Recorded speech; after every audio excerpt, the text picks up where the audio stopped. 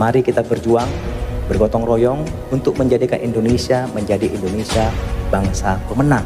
Karena kita sekarang sedang dijajah sebenarnya. Ini negara tetangga kita, jangan dianggap remeh, ini bisa berbahaya pada kita. Ini skenario, Pak. Bayangkan, ini sudah mulai disetting, diskenariokan, Tiongkok nanti akan mendapat bagian Kalimantan. FPDA, Australia semua tadi itu, Inggris, Malaysia, Pulau Sumatera, dan NTT. Upaya Presiden Joko Widodo menawarkan lahan ibu kota negara IKN, Nusantara ke investor China, jadi bahan gunjingan publik. Pengamat kebijakan publik, Jerry Masih, menilai upaya Jokowi menawarkan IKN ke pemborong China bisa membahayakan kedaulatan negara. IKN mau diserahkan ke China, sangat berbahaya dalam segala hal, ujar Jerry kepada kantor berita politik RMOL, Selasa, 1/8. Dia menjelaskan, pengelolaan lahan IKN oleh investor China berpotensi dikuasai sepihak. Padahal lahan IKN di Kalimantan Timur itu merupakan milik negara. Jokowi akan membuat negara ini hancur, keluh Jerry. Direktur Political and Public Policy Studies P3S itu menganggap, penawaran Jokowi ke perusahaan-perusahaan China menunjukkan karakteristik pemimpin yang tak bijak. Ini gaya shotcut alias jalan pintas seorang pemimpin yang tak mampu gunakan rasional, demikian Jerry. Jokowi menawarkan investasi sektor kesehatan di IKN kepada pengusaha China saat bertemu sejumlah pimpinan perusahaan negeri tirai bambu itu di Chengdu, Jumat 28/7. Kepala negara mengatakan, ada 34.000 hektar lahan di IKN yang siap dimasuki investor properti, kesehatan rumah sakit, pendidikan, dan infrastruktur. Karena kita sekarang sedang dijajah sebenarnya. Kita sekarang sedang ada pihak-pihak yang punya kepentingan. Kalau kita tidak bisa menjaga itu semua, nggak bisa mengantisipasi, Indonesia akan menjadi negara yang kalah. Tinggal nama. Dan akhirnya NKRI, Pak, harus harga mati. Itu tidak boleh ditawar-tawar. Nah ini, Pak, negara-negara tetangga kita itu jangan dianggap remeh. Mereka punya backing semua, Pak. Indonesia dari dulu kita menamakan diri sebagai negara non-blok, tidak memihak kanan kiri. Jadi kita kalau diserang oleh negara lain, kalau kita gak kuat, tinggal nama. Tapi negara tetangga kita, seperti Selandia Baru, Australia, Singapura, Malaysia, Inggris, ini membentuk yang namanya FPDA, Five Power Defense Agreement. Jadi organisasi ini adalah organisasi persemakmuran Inggris Raya. Kalau Malaysia misalnya diserang oleh negara lain, maka 5 negara ini juga akan membantu. Kalau Singapura perang sama kita, Pak, bukan hanya Singapura yang menyerang kita, tapi 5 negara ini akan menyerang kita juga. Makanya mereka bergaya, Pak, gak takut. Malaysia sudah mencaplok Sipadan Ligitan, kalah kita. Nah ini di belakangnya banyak nih, ada Selandia Baru, ada Australia, ada Inggris, kalah. Sipadan Ligitan lepas ke Malaysia. Ini, Pak, Sipadan Ligitan, Blok Ambalat, ini Malaysia.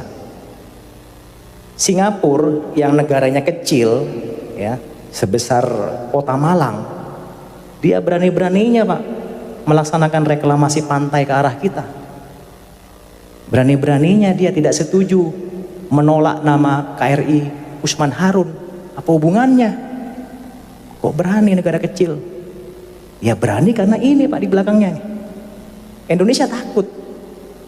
Tapi kemarin Indonesia sempat tegas. Oh, nggak peduli. Bagi saya Usman Harun itu adalah pahlawan. Bagi Anda mungkin ya silakan. Pemberontak kami gak ada urusan. Tapi bagi kami Usman Harun adalah pahlawan. Nah, Nah, itu hebat, berani kita. Kayaknya tetap mereka tidak ngungkit-ngungkit lagi. Nah ini Pak, ini salah satu bukti negara kecil kok berani gitu loh ke Indonesia. Kurang ajar gak kira-kira? Ngelama dia. Lawan Malang aja Arema gak berani. Lawan Indonesia ya, kurang ajar. Australia Pak. Nah, menyadap pejabat tinggi kita. Disadap. SBY. Ya, bayangkan.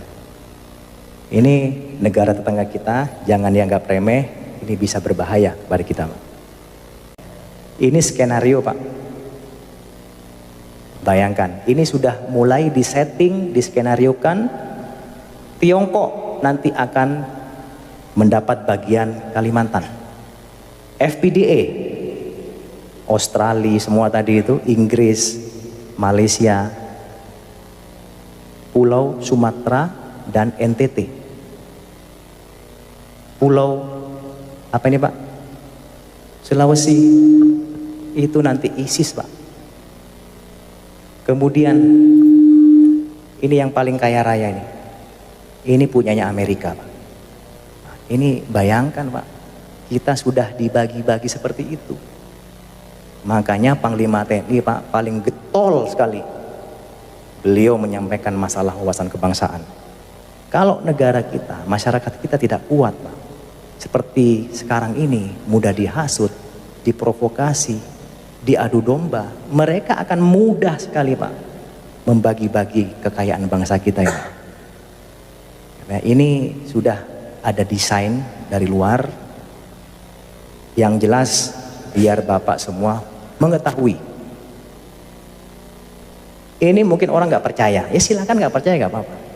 Tapi ini sudah melalui berbagai data, fakta, informasi yang akurat. Gak usah jauh-jauh Pak, Timur-Timur aja lepas. Apalagi yang sangat kaya. Banyak orang melirik Pak. Timur-Timur hanya sebagian kecil, ada celah timur di situ. Ini sudah banyak sekali yang mengincar. Apalagi Papua. Papua itu kita keruk aja Pak, sudah ada emasnya. Sekarang ada nambah lagi, ada uraniumnya. Siapa yang gak tergiur? Emasnya gak habis-habis Pak, Freeport itu. Semua emas yang mensuplai Amerika, yang mensuplai Eropa, itu kebanyakan dari Freeport. Ini Amerika nih, oke janjian dia, oke Tiongkok ini kita bagi-bagi, biar kita gak tukaran, saya Papua lah, Anda ya udahlah Kalimantan aja, lumayan tuh banyak ininya, banyak ladangnya, banyak kebunnya. Kemudian FPDA, ya wis, Jawa nih belum nih, nah, Jawa karena masih kuat orangnya, Jawa masih belum berani dia, tapi sudah ada Pak. Mungkin Jawa nanti jadi negara sendiri mungkin. Mereka diambil oleh Amerika. Karena kan Jawa ya mungkin negara Jawa nanti. Tapi kita Pak, kita harus berdoa semua agar supaya ini tidak terjadi. Bagaimana caranya Pak? Kalau nggak kita antisipasi, kita tinggal nunggu bom waktu aja Pak. Ya, di end habis sudah tinggal nama seperti Sriwijaya dan Majapahit. Saya tanya Pak di sini, apakah Bapak menjamin 10-20 tahun ke depan Indonesia masih utuh? Menjamin nggak? Nggak ada yang menjamin Pak. Apakah NKRI masih utuh? Nggak ada yang menjamin. Uang Timur-Timur lepas, sudah bukan NKRI lagi, itu kurang satu udah. Nanti lepas-lepas semua tinggal negara Jawa. Ya udah kita aja di sinilah. Ya kan? Ini Pak, kalau gak diantisipasi dengan baik, bisa terjadi Pak, tidak ada yang tidak mungkin. Seperti dulu waktu masyarakat zaman Sriwijaya maupun zamannya Majapahit, oh gak mungkin Majapahit lepas hancur, kita kuat kok. Negara asing gak mungkin berani ke sini. Kita punya pasukan, bala tentara yang sangat hebat. Gak ada yang menyangka. Tapi negara asing lebih pintar Pak, diadu domba, diprovokasi, hancur dengan sendirinya. Sama, kita sekarang dalam proses seperti itu Pak. Kita diadu domba, kita dihasut, kita diprovokasi, di media sosial dibikin informasi yang ngarang-ngarang. Akhirnya kita terhasut, kita marah, berantem, mereka senang Pak. TNI Polri berantem, wah senang mereka. Wah, TNI-nya udah mulai sama polisi sudah berantem nih, wah senang. Wah, umat Islamnya ini sudah mulai berantem nih. Wah, bagus, senang. Oleh karena itu, Bung Karno pernah mengatakan, Pak, perjuanganku lebih mudah karena mengusir penjajah. Tapi perjuanganmu akan lebih sulit karena melawan bangsamu sendiri. Berbicara masalah PKI, Pak ya. Saya sudah menyampaikan tadi, itu semua ada invisible hands. Ada desain dari luar. Cuman yang saya sampaikan tadi adalah dampaknya, Pak. Artinya Indonesia ini ke depan itu akan dibagi-bagi, Pak, oleh negara yang punya kepentingan. PKI itu salah satu dari proxy war mereka. Ya, Pak ya.